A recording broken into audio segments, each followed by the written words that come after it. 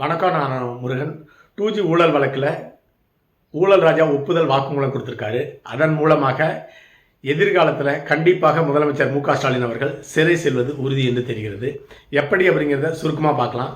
வீடியோக்கு சப்ஸ்கிரைப் பண்ணி சேனலுடைய வளர்ச்சிக்கு உதவுங்க. கூடவே பெல் பட்டன் ஆன் பண்ணுவீங்க. அப்போ தான் சேனலில் போடுற வீடியோ உங்களுக்கு நோட்டிஃபிகேஷனில் கிடைக்கும். மாரிதாஸ் அவர்கள் 2 ஆடியோ வெளியிட்டிருந்தார்.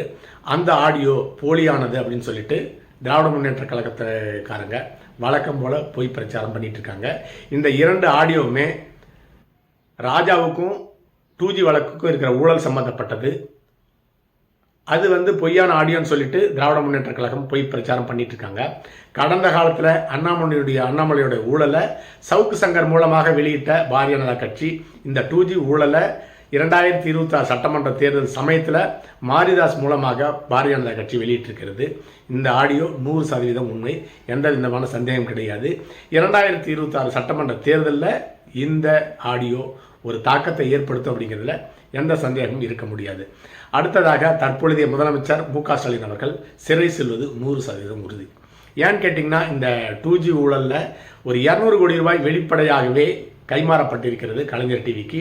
அந்த பணம் தற்பொழுதைய முதலமைச்சர் மு.க. ஸ்டாலின் மூலமாக தான் கலைஞர் டிவியில் முதலீடு செய்யப்பட்டிருக்கிறது.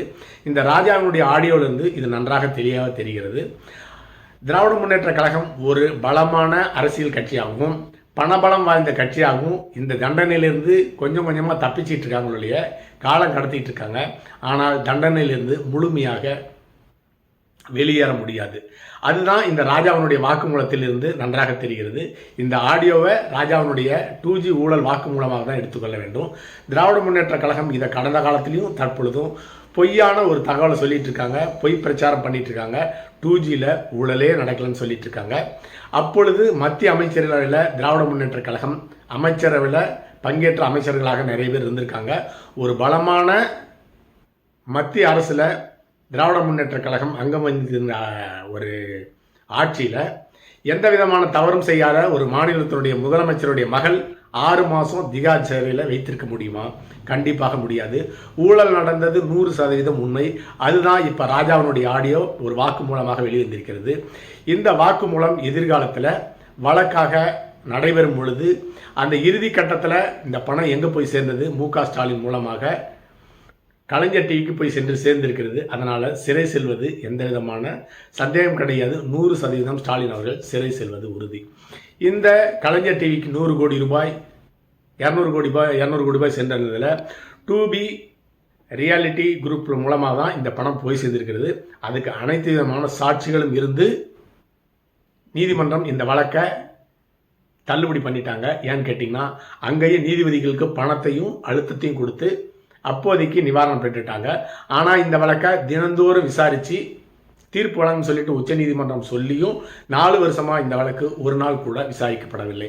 அதற்கு காரணம் திராவிட முன்னேற்ற கழகத்தினுடைய அரசியல் பலமும் பணம் பலமும் தான் அதற்கு காரணம். அடுத்ததாக அந்த டிபி ரியாலிட்டி குரூப் 13 ஏரியாக்கள் மட்டுமே அந்த 2G அலைக்கற்றை ஏலம் எடுத்திருந்தாங்க. அது மட்டும் இல்லாமல் யூனிடெக் வயர்லெஸ் கம்யூனிகேஷன் அப்படிங்கிற நிறுவனம் 24 ஏரியாவையும், ரிலையன்ஸ் டெலிகாம் 21 இடத்துலையும், டாடா டெலிகாம் 21 இடத்துலையும், லூப் டெலிகாம் நிறுவனம் 21 இடத்துலையும், டேட்டா கம்யூனிகேஷன் சொல்யூஷன் அப்படிங்கிற நிறுவனம் 21 இடத்துலையும், MTS இந்தியா நிறுவனம் 21 இடத்துலையும் அந்த ஏரியாவை 2G அலைக்கற்றைக்கு ஏலம் எடுத்திருந்தாங்க. அவங்க எல்லாமே ஒவ்வொருத்தரும் குறைந்தபட்சம் 300 கோடி 500 கோடி ரூபா கொடுத்துருப்பாங்க. அப்படி பார்த்தா ஒரு 3000 கோடி ரூபாய்க்கு இந்த ஊழல் பணம் திராவிட முன்னேற்ற கழகத்தினுடைய தலைமை குடும்பத்திற்கு ஊழல் பணமாக சென்றிருக்கிறது. அதனால தான் மத்திய தொலைத்தொடர்பு அமைச்சராக இருந்த ராஜா அவர்கள் முதலில் கைது செய்யப்பட்டு திகார் சிறையில் அடைக்கப்பட்டார்.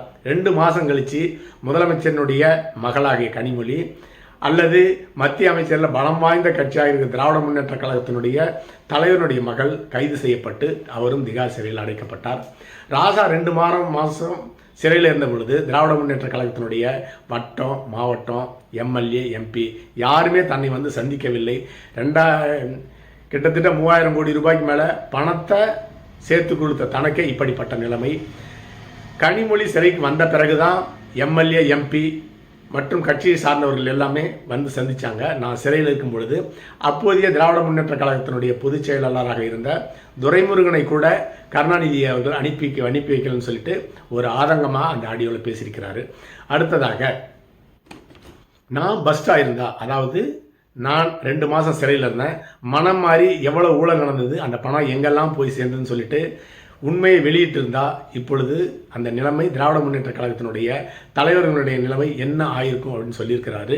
அது மட்டும் இல்லாமல் அப்பொழுது நான் சிறையில் இருந்த பொழுது அப்பொழுது எம்பியாக இருந்த அமைச்சராக இருந்த அழகிரி அவர்கள் என்னை சந்தித்தார். 200 கோடி ரூபாய் கலைஞர் டிவிக்கு முதலீடு செய்யப்பட்டதில் உனக்கு எந்த விதமான தொடர்பும் கிடையாது. உதயநிதி ஸ்டாலின் அவர்களுக்கும் கனிமொழிக்கு தான் தொடர்பு இருக்கிறது. நீ அப்ரூவாக மாறிட்டு வெளியே வந்துட வேண்டியதானே, ஏன் சிறையில் இருக்க அப்படின்னு சொல்லியிருக்கிறாரு. கண்டிப்பாக மத்திய தொலைத்தொடர்பு அமைச்சராக அப்போது இருந்த ராஜா அவர்கள் அப்ரூவராக மாற முடியாது. ஏன்னு கேட்டிங்கன்னா அவர் தான் கேபினெட் அமைச்சர், தொலைத்தொடர்பு துறை அமைச்சர். பின்னால் இருந்து யார் இயக்கினாலும் அது சட்டப்படி செல்லுபடியாகாது. இவர் தான் முழு பொறுப்பை ஏற்றுக்கொள்ள வேண்டும். முதலில் வருவருக்கே முன்னுரிமைன்னு சொல்லிட்டு ஒரு மோசடி திட்டத்தை கொண்டு வந்து அதன் மூலமாக ஆயிரக்கணக்கான கோடி ரூபாயை ஊழல் பணத்தை கொள்ளையடித்து தலைமை குடும்பத்திற்கு விசுவாசமாக மாறி இருக்கின்றார். தாம் பங்குக்கு சில 100 கோடி ரூபாயை கொள்ளையடித்து தன் பங்கிலையும் முதலீடு செஞ்சிருக்காரு. அதுதான் 2023 ஈடு ரெய்டு நடத்தி ராஜா சம்பந்தப்பட்ட ஒரு 6 இடங்களில் 200 கோடி ரூபாய்க்கு மேலே சொத்தை கோயம்புத்தூர் பகுதியில் ஃப்ரீஸ் பண்ணி வச்சுருக்காங்க. அந்த சொத்து இன்னும் ஈடியால் ஃப்ரீஸ் பண்ணப்பட்டிருக்கிறது. அதுவும் ராஜாவுக்கு தொலைத்தொடர்பு துறையில் இருந்த தொடர்பை காட்டுகிறது. இதை வைத்து பார்க்கும் பொழுது எதிர்காலத்தில் கண்டிப்பாக இந்த வழக்கு மிக விரைவாக எடுத்துக்கொள்ளப்படும். இல்லைனா என்றைக்காக ஒரு நாள் இந்த வழக்கு விசாரிக்கப்படும். அப்பொழுது இந்த பணம் கடைசியாக ஸ்டாலின் அவர்களுக்கு கைமாறப்பட்டு கலைஞர் டிவியில் முதலீடு பண்ணியிருக்கிறது. அதனால் முதலமைச்சர் ஸ்டாலின் அவர்கள் சிறை செல்வது 100% உறுதி. அடுத்த பதிவில் சந்திக்கலாம். நன்றி.